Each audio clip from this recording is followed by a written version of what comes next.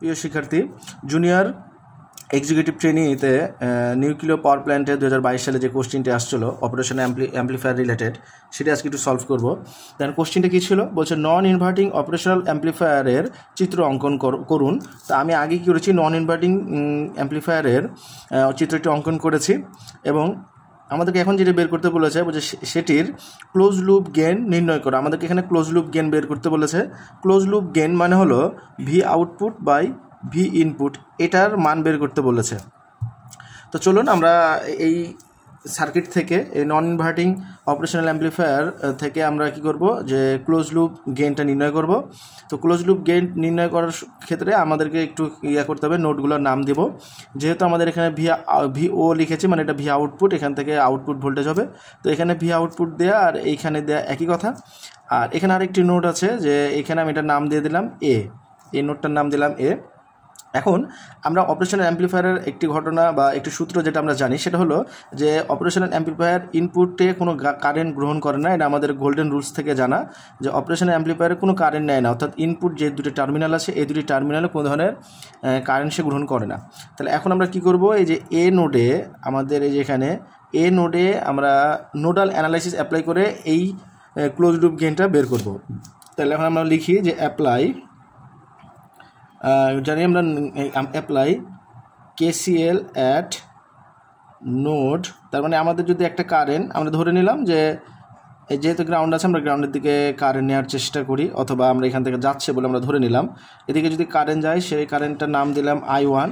তাহলে এদিক থেকে I1 কারেন্ট যাবে, যাওয়ার পরে এটা এদিকে আপনার অপারেশন অ্যাম্প্লিফায়ার ইনপুট, তো এইদিকে কোনো কারেন্ট যাবে না। তাহলে আমাদের এখান থেকে আরেকটি কারেন্ট যাবে, সেই কারেন্ট হলো আমাদের যেটা ফিডব্যাক রেজিস্টার, যেহেতু এই কারেন্টটা এই দিক থেকে মানে ফেরত আসে আউটপুট থেকে। তবে আমরা কারেন্টের দিক নিয়ে কোনো সমস্যা হবে না, আমরা যেদিকে আমাদের মন চাই দিতে পারি, কোনো সমস্যা নাই। আচ্ছা, এখন আমাদের এই দিকে যে কারেন্টটা, সে কারেন্ট 0। তার মানে আমরা এখানে বলতে পারি যে আমাদের এখানে I1 কারেন্টটাই আমাদের হলো IF কারেন্ট। তাহলে আমরা যদি কেসিএল অ্যাপ্লাই করি এই নোডে, তাহলে নোড এতে যদি অ্যাপ্লাই করি, তাহলে আমরা এখানে বলি I1 equals to IF KCL থেকে আমরা পাচ্ছি। আচ্ছা, আমরা জানি যে নোডাল অ্যানালাইসিসের ক্ষেত্রে আমাদের কেসিএল অ্যাপ্লাই করা লাগে। আচ্ছা, এখন যেহেতু এখানে আমাদের গ্রাউন্ড দিয়ে রেখেছে, তার মানে আমাদের এখানকার ভোল্টেজটা হলো 0 ভোল্টেজ। আচ্ছা, এখন আমরা এইখানে এই যে I1 যেটা আছে, এখানে আমরা নোডাল অ্যাপ্লাই করব। I1 কারেন্টটা কোথায় যাচ্ছে, 0 ভোল্ট থেকে আমাদের VA, এখান 0 থেকে VA এর দিকে কারেন্টটা যাচ্ছে। তার মানে আমরা বলি 0 মাইনাস VA, তার মানে এখানে এই পয়েন্টের ভোল্টেজ হলো VA ডিভাইডেড বাই এই দুটো পয়েন্টের মধ্যে রেজিস্ট্যান্স হলো আমার R1, যে আমার এই ইকুয়েশনের ইকুয়াল। এবার দেন আমাদের কী করতে হবে, এখন এই যে IF কারেন্টটা কোথায় যাচ্ছে, VA থেকে আমার আসছে যে ভি আউটপুট, তার মানে আমাদের VA minus V output. Resistance কত আছে, আমাদের রেজিস্ট্যান্স আছে এর মাঝে RF। এখন আমরা এটাকে ক্যালকুলেশন করি, তাহলে আমরা মোটামুটি ক্যালকুলেশন করলে V output by V input করলে যেটা পাবো সেটা আমাদের ক্লোজ লুপ গেন।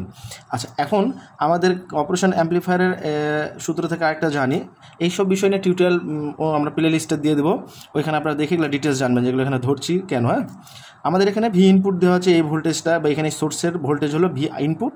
আমরা জানি যে এখানে যে ভোল্টেজটা, এই টার্মিনালে যে ভোল্টেজটা দেওয়া হয়, সেমভাবে আমাদের এই VA-তে সমান ভোল্টেজ হয়। তার মানে আমরা এখন এখানে বলতে পারি এই 0 রাখলাম, এই VA মানে হলো আমাদের VI, নিচে থাকলো R1, আর এখানে VA মানে হবে VI minus V0 divided by RF। কি এখানে আমাদের এই অপারেশনের গোল্ডেনের রুলস অনুযায়ী আমাদের এখানে VA ইকুয়াল টু VI আমরা বসাইতে পারি। আচ্ছা, এখন আমরা এখানে একটু খেয়াল করি, এখানে আমাদের থাকছে minus VI divided by R1, আর এখানে থাকছে কি VI minus V output by RF, তাই না? আচ্ছা, এরপর আমরা আরও ইকুয়েশন করতে পারি, এই RFকে এবারে ভাগ আছে ওই পারে নিয়ে গেলে হবে গুণ, আর এপারে VI মাইনাস VI আছে গুণ আছে, তাহলে ওই পারে হবে ভাগ, তাহলে মাইনাস VI। আচ্ছা, এরপরে আমরা একটু খেয়াল করি, এখন আমরা এখানে লিখতে পারি RF ডিভাইড বাই R1, আর আমরা এই জায়গাটাকে আমরা কি করতে পারি, লিখতে পারি যে VI ডিভাইডেড বাই VI, আর এ মাইনাস, আর এ মাইনাস এখানে হলো আমাদের plus V output divide by VI। তাহলে আমাদের এখানে VI আর VI কাটা যায়, তাহলে আমরা এখানে কি লিখতে পারি, যে RF ডিভাইডেড বাই R1, এখানে লিখতে পারি -1 পাইলাম plus V output by VI। তাহলে এখানে একটা কাজ করতে পারি যে আমাদের এখানে -1 আছে, ওই পারে গিয়ে কী হবে +1 হবে। তাহলে RF divide by R1 equals to V output by V input. তাহলে আমাদের আলটিমেটলি আমাদের এখানে ক্লোজ লুপ বের হয়ে গেছে যে V output by V input 1 plus RF divide by R1, এটাই আমাদের সেই কাঙ্ক্ষিত রেজাল্ট বা অ্যান্সার, যেটা আমাদেরকে যেটি বের করতে বলেছিলেন। প্রথমে বলেছিলেন চিত্র আঁকাতে, আমি আগেই চিত্রটা আঁকে রেখেছি যাতে ভিডিওর লেন্থ বেড়ে না যায়।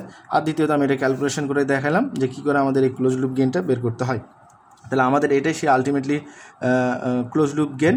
তো ধন্যবাদ সাথে থাকার জন্য, এবং পরবর্তী ভিডিও দেখার আমন্ত্রণ রইল।